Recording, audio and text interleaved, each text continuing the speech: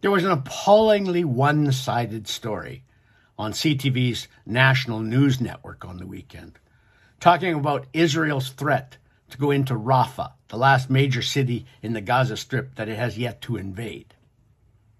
The story was full of pro-Palestinian spokespeople and Canadian academics saying, oh my goodness, Israel is so awful. This is just going to lead to a genocide. They're going to kill all of these poor people. And it is awful. I grant you that. To sit here day after day after day and watch innocent Gazans who are becoming victims of the Israel-Hamas war. But it's Hamas's fault.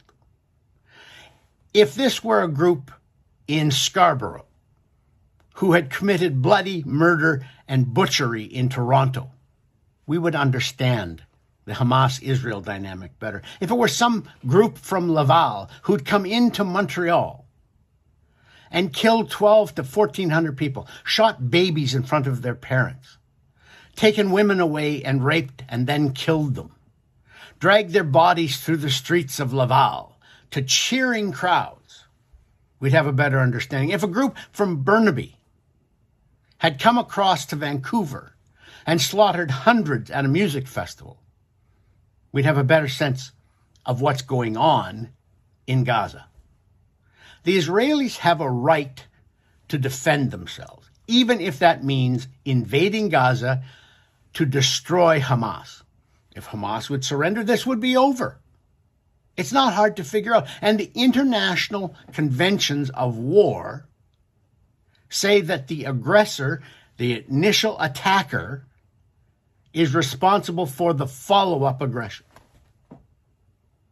You know, you see all these reports all the time. Oh, Israel attacked a school. Israel attacked a hospital. Israel attacked the UN headquarters.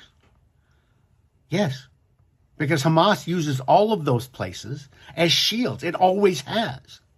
I remember writing about this 15 years ago. This is nothing new. Hamas or its predecessors have been using civilian targets to shield them from Israel's responses to their terror attacks for decades. And now Israel's had enough. And if you were an Israeli and you had seen all of that butchery on October the 7th, you would have had enough too. It's not Israel's fault that the Egyptians will not let the Palestinians out of Gaza. Egypt shares a border with Gaza. Egypt could have, for the time it ran Gaza in the 50s and 60s, it could have let out Palestinians. Didn't have to keep them in refugee camps, but it wouldn't. Same with Jordan. Used to be a shared border between the Palestinians and Jordan. Jordan could have let them in. Wouldn't do it. Why is it that the world never says, how come these Arab countries don't have an obligation to let the Palestinians out, but Israel somehow is always wrong when it takes action against the Palestinians who fire rockets into their schoolyards and playgrounds? Israel has a right to do what it's doing.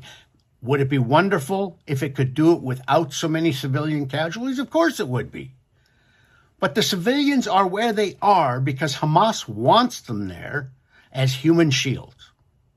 And under the law of war, Hamas is responsible, not Israel. For Post Media, I'm Lorne Gunter.